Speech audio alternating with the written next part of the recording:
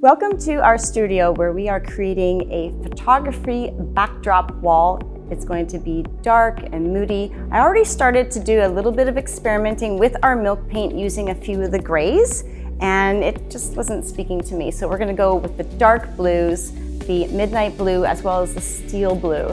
Now, the midnight blue is super dark, almost like a black blue, and the steel blue has a little bit of gray in there and a bit of a warmth. So we're going to be applying the steel blue first, coming along with a crosshatch technique in the midnight blue. What better product to use to do a lime wash than our milk paint, which is literally limestone paint. We are using all the traditional ingredients that have been used for centuries. When it dries, it becomes hard as stone.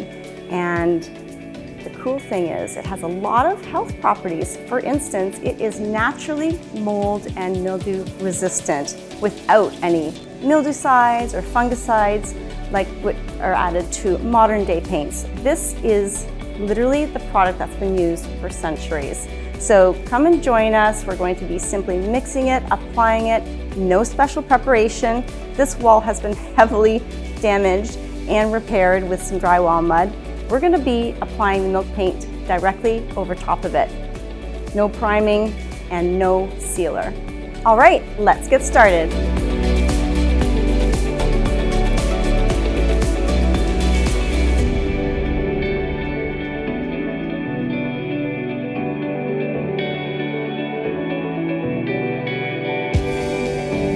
To achieve our lime-washed dark moody blue walls, we are first going to mix up the steel blue in a 1-to-1 ratio.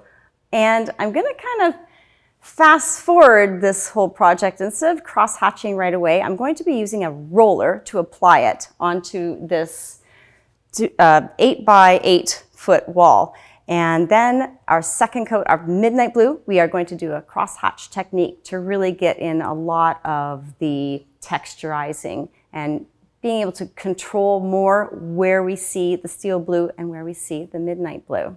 Alrighty, so mixing 1-to-1 ratio. There's already 3 cups of water in my mixing tray. So 3 cups of the steel blue. And we don't have to use any kind of mechanical mixer. I've simply got a whisk from the kitchen. Normally for smaller projects, such as a dresser, I'm just using the small whisk. But this is a bit of a larger project, so I brought out the big guns. Always adding the powder into the water. That's just so that the vessel doesn't hold on to a lot of dry product. And take your whisk and just start introducing the water and the powder together. It starts to dissolve instantly. And you can see how there's a couple little bubbles that can form, and you may even feel your container getting a bit warm, but it's just going through a bit of a rehydrating process. Remember, this is limestone, pretty much the original recipe that's been used for centuries. Take your whisk. If you see any clumps, just smash it down a little bit. The steel blue has mixed really well for about a minute, so everything's dissolved. Quick little tip here. We have heavy ingredients, mainly the limestone, that always wants to settle to the bottom, and sometimes the pigments separate a little bit. So every time that you reload your brush, just dip it into the bottom, give it a once round, just to keep the mixture uniform and that your color is consistent when you're applying it to the wall. All right, using the 18 centimeter Stahlmeister roller applicator. This is a beautiful roller, especially if you want to get super smooth finish. But we're using it today to apply the milk paint because the nap is quite thick and I have a fair bit of texture on this wall, and I just want to have it totally covered with one pass. And I also want to apply the first color super quick. Remember, my second color, which is the midnight blue, we're going to do the crosshatch lime wash with that. So just dipping your roller right into the milk paint, getting it super saturated. Just flick off a little bit of the excess. And then Woo! I think I'm gonna get a solid color just in one pass. Check that out.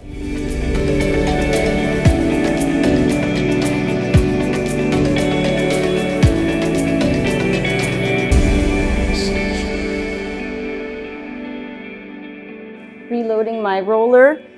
You'll notice wherever the drywall mud has been applied that it does absorb the milk paint a bit differently.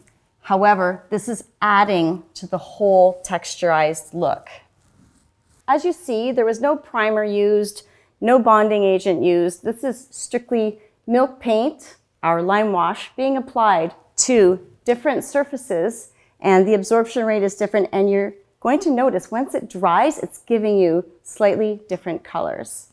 I'm going to go ahead and apply the steel blue onto the entirety of this wall, allow it about 30 minutes to dry, and then do a crosshatch technique using our midnight blue milk paint. It's going to be an awesome Limewash dark and moody.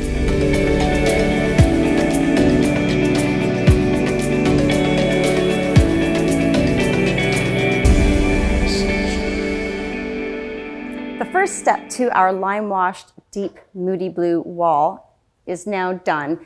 We used our steel blue and we applied it with a roller, super quick. It has now dried, been a good half an hour. If you want to test to see whether or not your milk paint is dry, you can see visually, usually there's no longer any sheen. However, you can also feel it. If it is cool to touch, it is still going through that drying process. So now comes our second part. Part two is the application of our midnight blue. It's a much darker blue, and we're going to be doing a bit of a blend, a bit of a crosshatch. I'll be using a slightly smaller Stahlmeister wall brush, and this just gives me a little bit more control with the wrist, if you know what I mean. So here we have a very different, you can see how the steel blue absorbed differently in the areas where there was a lot of drywall compound, and in some of the areas like here where it was just drywall board or paper, it's much lighter. This is all going to add to my multi-dimensional Limewash look. So we're going to be mixing up the midnight blue, equal parts water to powder, and I'll just put this over here. I've got 2 cups of the powder set aside.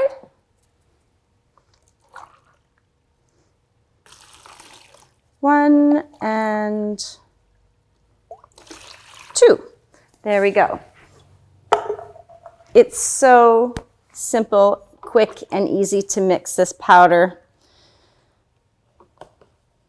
Interestingly enough, this limestone paint, or milk paint as we've named it, most of the ingredients, the heaviest ingredients, are in fact limestone. You don't need to add any kind of primer to this. Milk paint will adhere to milk paint, not a problem at all. So give it a little bit of a stir here, just incorporating the powder and the water together. Pardon me. You'll see there's some bubbles forming. Not a problem. Your main goal at this point is just getting the powder and the water to come into contact with each other so the dissolving process can start. You'll need a good minute. Again, it's the same as stirring a can of paint. Super easy. If you wanted to have a bit of texture, a little bit more texture than you already have here, you can mix more powder to water, and that will give you a really thick milk paint. But we're going for the standard mix here. It's a bit of a table cream consistency. Use your spatula and lift up. I see a couple little chunks here, so tap that down and just try to break up those chunks. Let it touch the water to start to dissolve. You'll need a good minute for this. Alrighty, it's been a minute and we're just giving it one last stir. I'm going to keep the whisk right in with the paint. Every time you reload your brush, give it a little stir just to get that limestone that's sunk to the bottom back up.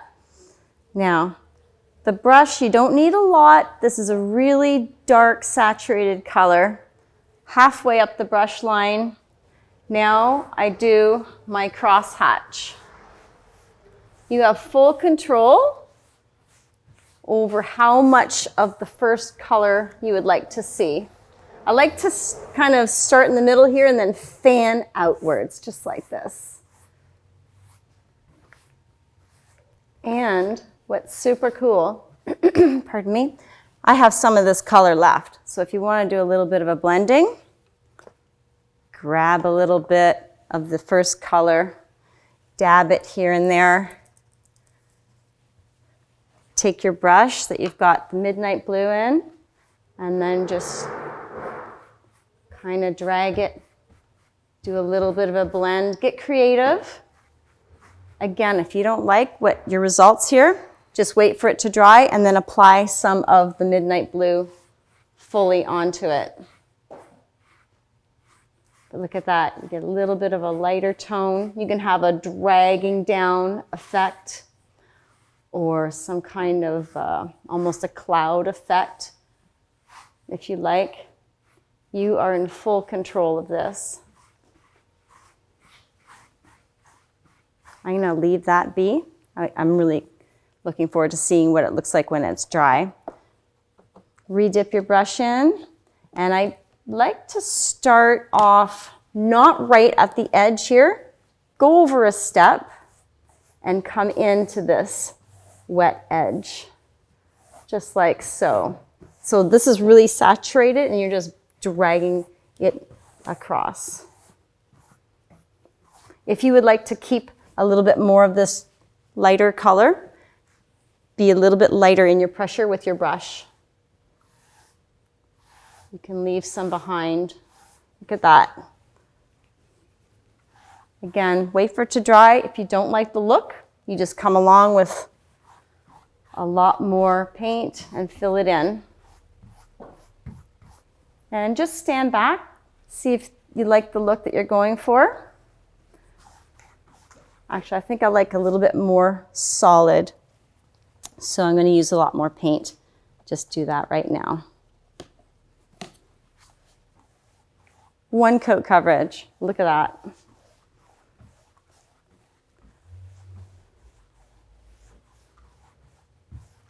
Now, you want to see bits and bobs of this lighter color popping through.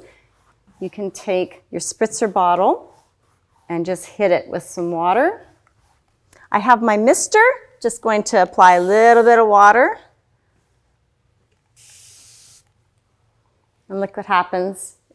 Lightens it up, you get these gorgeous drip lines. And you can let it dry again.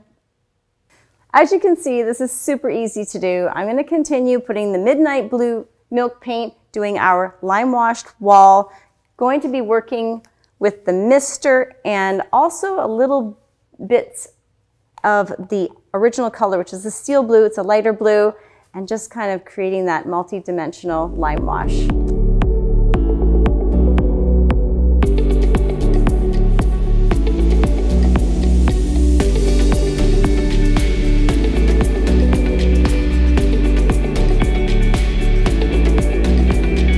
I love how this deep blue limestone finish turned out. It's elegant, moody, and has a gorgeous texturized finish.